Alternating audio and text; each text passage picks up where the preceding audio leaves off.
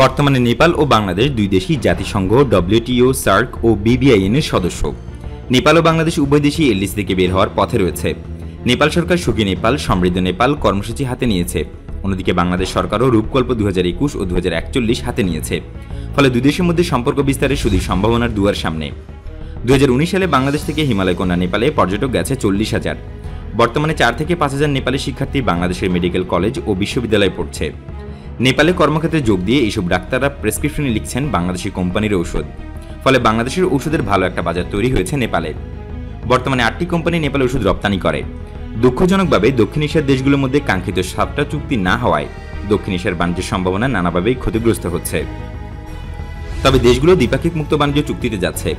ভারতের সঙ্গে নেপাল ও ভুটানের মুক্ত বাণিজ্য চুক্তি রয়েছে, শ্রীলঙ্কার সঙ্গে আলোচনাধীন। বাণিজ্য বাড়ানোর জন্য নেপাল বাংলাদেশের সঙ্গে অগ্রাধিকার বাণিজ্য চুক্তি বা পিটিএ স্বাক্ষর করতে আগ্রহ প্রকাশ করেছে। গত বছর থেকে এই আলোচনা ব্যাপক মাত্রায় শুরু হলেও এখনও চুক্তিটি সম্পন্ন না হওয়ায় নেপালের পক্ষে হতাশা রয়েছে।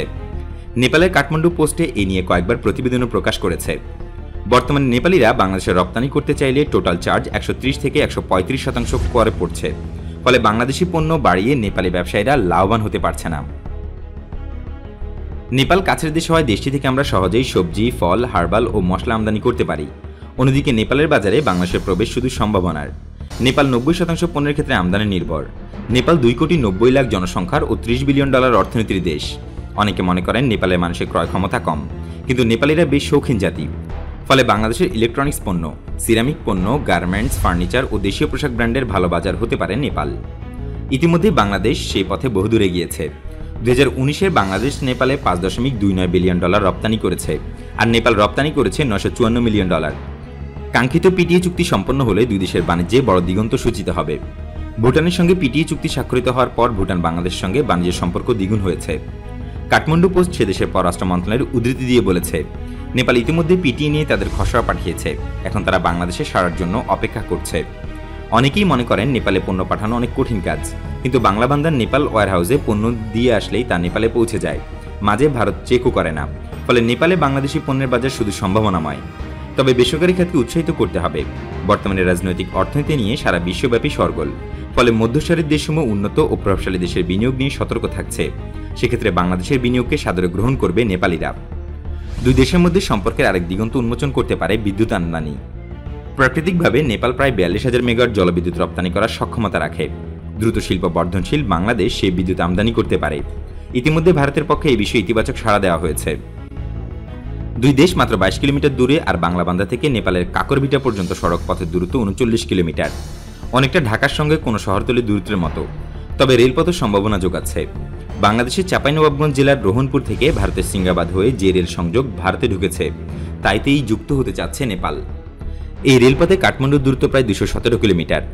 চীন তিব্বতের লাসা থেকে নেপালের সীমান্ত শহর খাসা পর্যন্ত রেলপথ নির্মাণ করছে। নেপাল সে পথ কাঠমান্ডু পর্যন্ত আনতে চায়। ফলে চেষ্টা ও ইচ্ছা থাকলে বাংলাদেশ কাঠমান্ডু হয়ে চীন যেতে পারে। বর্তমানে কাঠমান্ডুর সঙ্গে ঢাকার আকাশপথে যোগাযোগ রয়েছে। নেপাল সেটিকে সিলেট ও চট্টগ্রামের সঙ্গে প্রসারিত করতে চায়। তবে উভয় দেশের সম্পর্কে আরেকটু টুইস্ট হলো বাংলাদেশের সৈয়দপুর নেপালের বিরাটনগর বিমানবন্দরে যোগাযোগ স্থাপন। এই যোগাযোগে মাত্র 15 মিনিট সৈয়দপুর থেকে নেপালে পৌঁছানো যাবে। দুই দেশের পর্যটন শিল্প বিকাশ ও ব্যবসায়িক সম্পর্কের উন্নয়নে যারা সড়কপথে ট্রানজিট ভিসার ঝামেলা এড়াতে চান, তাদের জন্য এই আকাশ যোগাযোগ এক স্বস্তির নিঃশ্বাস। উভয় সরকার এই সৈয়দপুর বিরাটনগর আকাশ যোগাযোগে আন্তর্জাতিক শুল্ক প্রত্যাহার করতে পারে। সেটা হলে নেপালে বাংলাদেশি পর্যটক কয়েক লাখে পৌঁছাবে। দুই দেশের সম্পর্কে আরেকটি সম্ভাবনা যোগাতে পারে ক্রিকেট। নেপালের প্রধান খেলা ফুটবলকে ছাড়িয়ে জনপ্রিয় হয়ে উঠছে ক্রিকেট। 2014 সালে টি-20 নেপাল হংকংকে হারিয়ে তাক লাগিয়ে দেয়। নেপালে ক্রিকেটার সন্দীপ লামিচান বিপিএল খেলে গেছে। ফলে নেপালের ক্রিকেট উন্নয়নে বাংলাদেশ হতে পারে নেপালের কাঙ্ক্ষিত বন্ধু। আন্তর্জাতিক রাজনীতিতেও দুদেশের মধ্যে অদ্ভুত মিল রয়েছে। দুদেশই শান্তিপূর্ণ ও সমৃদ্ধ দক্ষিণ এশিয়া গঠনে প্রতিশ্রুতিবদ্ধ। নেপালে বর্তমানে 1,20,000 ভুটানি ও 25,000 তিব্বতী শরণার্থী রয়েছে। অন্যদিকে বাংলাদেশেও প্রায় 11 লাখ রোহিঙ্গা শরণার্থীর বোঝা বইতে হচ্ছে। ফলে শরণার্থী ইস্যুতে উভয় দেশ আন্তর্জাতিক অঙ্গনে যৌথ অঙ্গীকারে আসতে পারে।